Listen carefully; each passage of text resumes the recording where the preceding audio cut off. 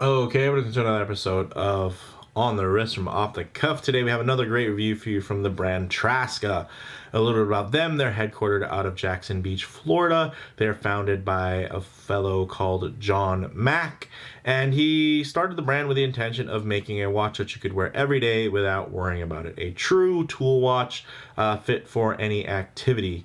A little bit about John. He studied international business and Chinese and spent a semester abroad in China, where he learned that many of the lower tier Swiss brands actually were produced mainly in China. And then all they kind of had to do is meet that 60% of the value and the final assembly, and this movement being Swiss, to kind of meet that Swiss made branding. So that kind of spurred, him to visit several factories to see if this was really the case. And sure enough, he even saw the big names out on the assembly line, which prompted John to kind of turn his love for watches, Chinese, and international business into his first real entrepreneurial endeavor, Traska Watches.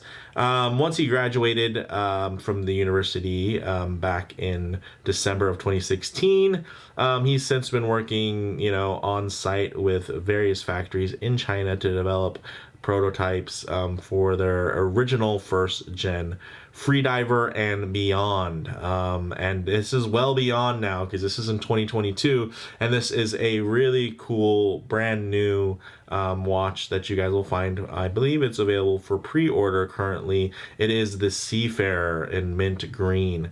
Now, this particular type of watch is a dive watch. Some key common characteristics in design: when you're looking for a diver, you're going to want water resistance, typically through some type of screw down crown. You're going to want something that's tough, legible, with a dive time bezel, and a diver's extension is always nice if on bracelet.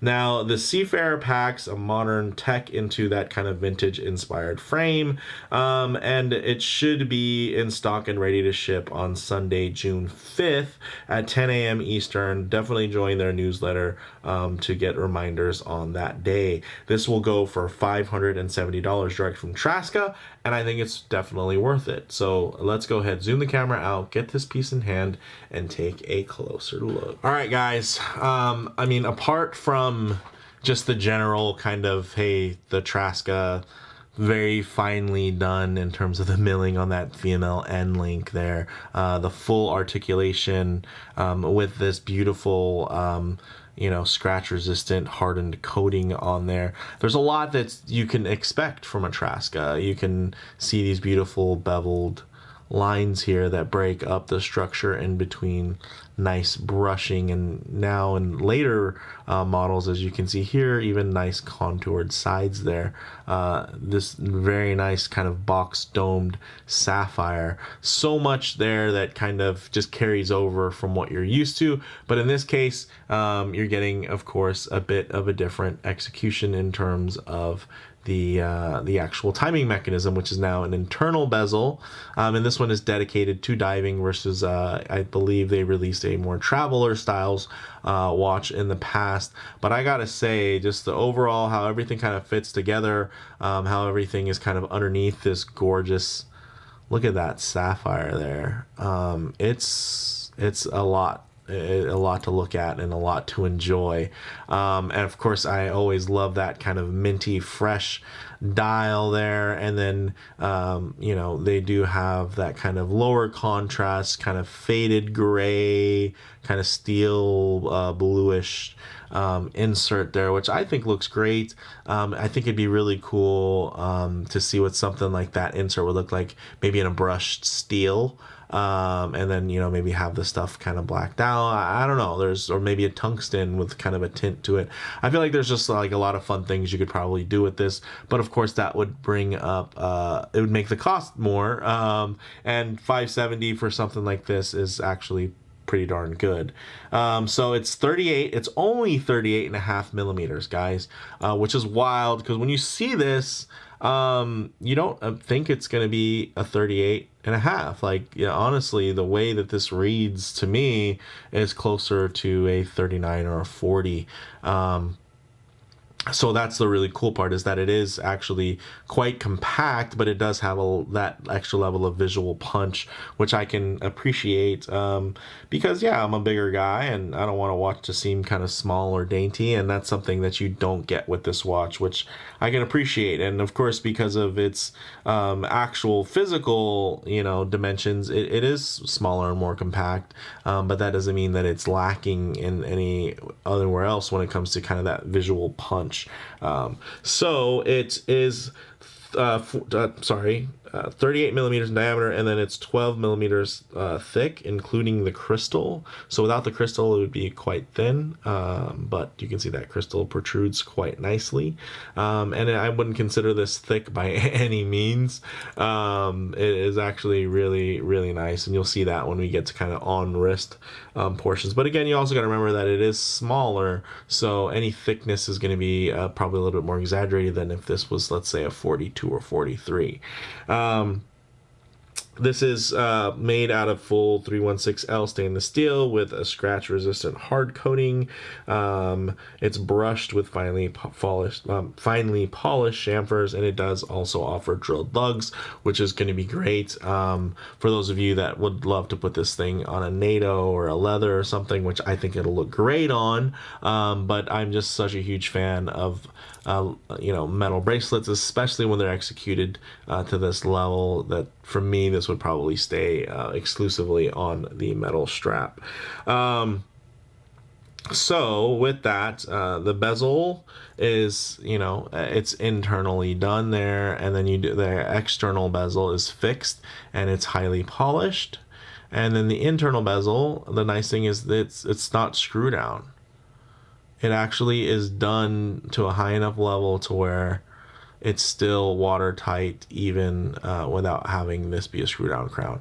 This crown is screw down, and it's also signed, and then here you get the crosshatch kind of pattern, which is nice. Really, really handsome, and definitely, again, they could have skipped something like that, but I think it's nice that they didn't. And there's just a certain look with the twin crowns that I go for and I gravitate towards.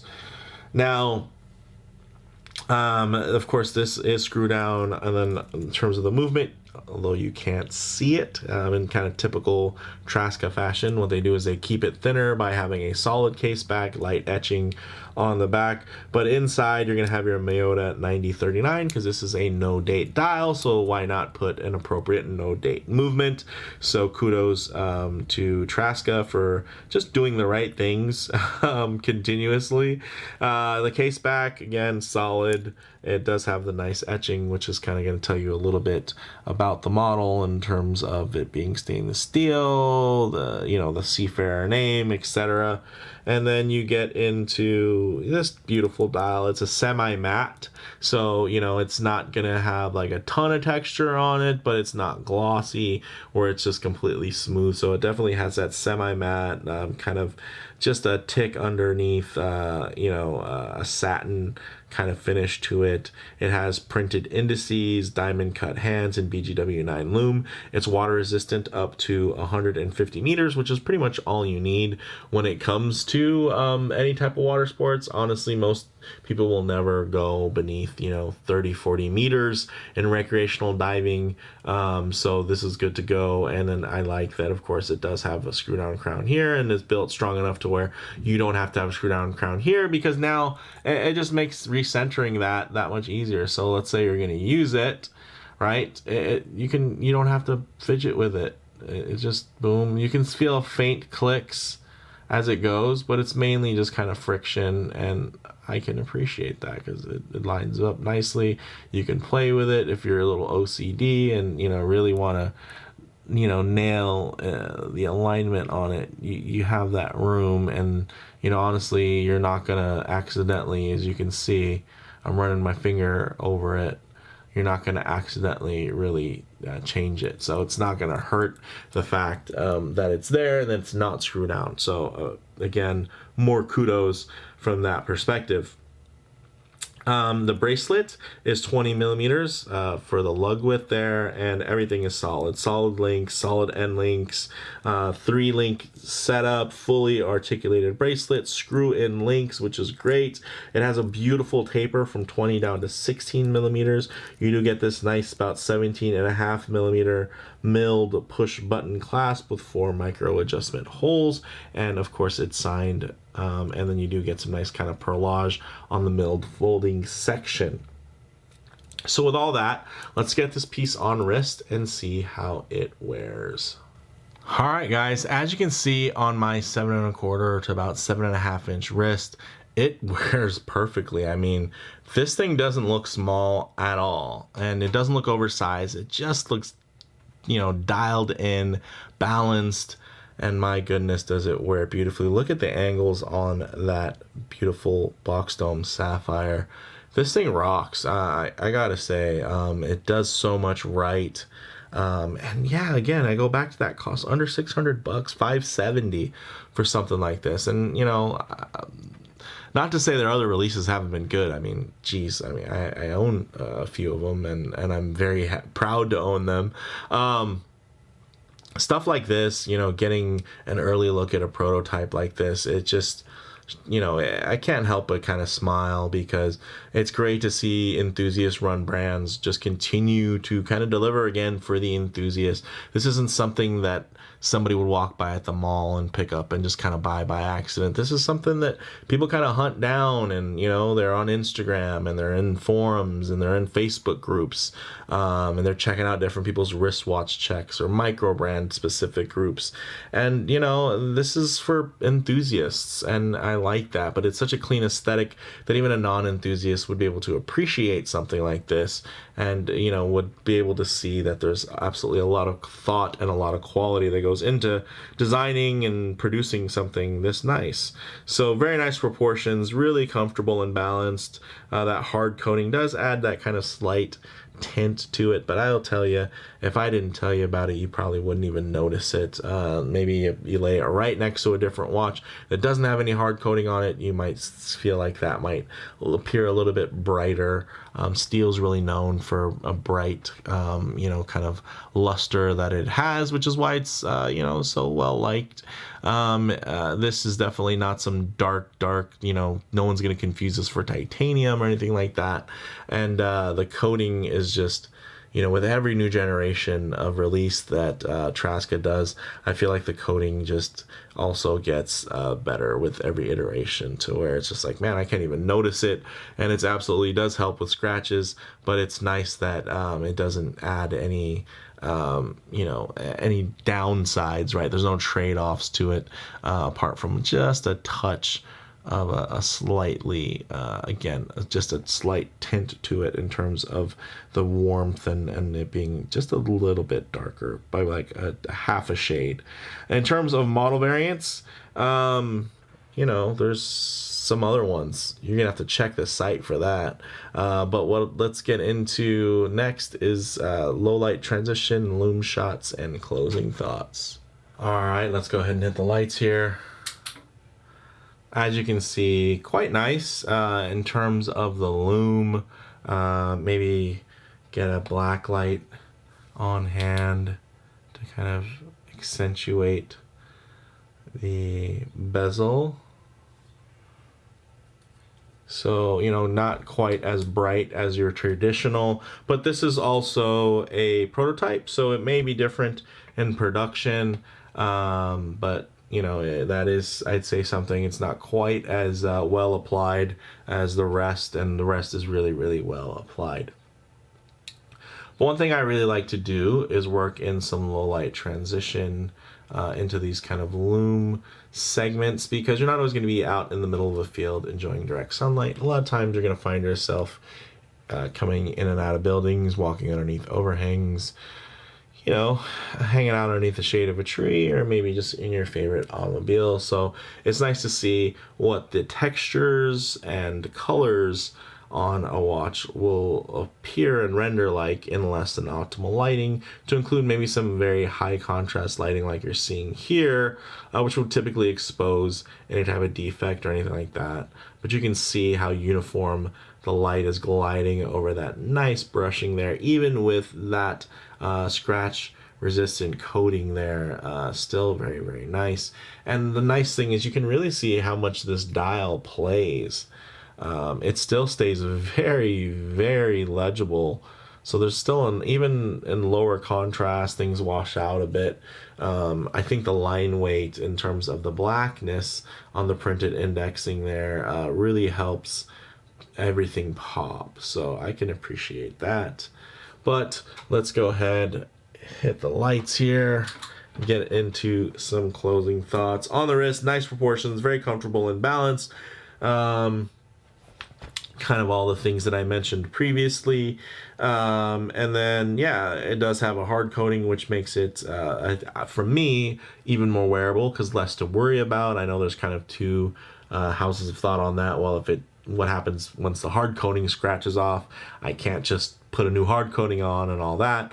I think this is definitely applied to such a level to where if you were able to work off the hard coating, you really wouldn't be able to notice the difference. It wouldn't stand out too much. So I like that they've kind of reached that pinnacle in terms of the execution of the hard coat. Very similar to Seiko's Dia Shield, although I'll say Seiko's Dia Shield at times it reacts oddly to moisture sometimes, where you just got to do a little extra wiping, which I've never had that issue with Traska and their hard coating. So in terms of model variants, there's the sun bleached orange, the charcoal black, the Arctic white, and this being the mint green. In terms of comparable models, there's definitely a lot of options out there at this price range, with similar movements, similar specs. But for me, again, Traska's, they're kind of innate and their core standout qualities being the hard coating, being that super well built and executed bracelet. It just adds extra points, which I think keep this, I think quite competitive even against things that are very, very similar in spec and in price, and that, maybe tickle your fancy from different aesthetics and design aspects. So for me, guys, bottom line, great vintage inspired looks that continue to add distance from, I think, homage based styles, while having features you'd expect in watches that cost a lot more. So you're getting the things that you want from an independent watch, from a micro brand watch, right? You're getting the things that you like and feature sets that you like about, more mainstream and expensive pieces, while putting them in an aesthetic that is new and fresh, but not to the point to where it's weird, right? Like this is a new design, it looks good, and that's a good thing, because it just, wow, this thing wears well and is quite handsome. Looking forward to seeing all the different variations that come through production. And if I had to choose for myself, I think it'd be tough. I might go classic black, black on black. Although this mint is really, really nice. So I'm a little torn. And then there's a black and white, which always looks great, but would look a little bit. I have a lot of kind of black and white themes in other watches right now. So I don't know how that would work out, but it might be a fun comparison video.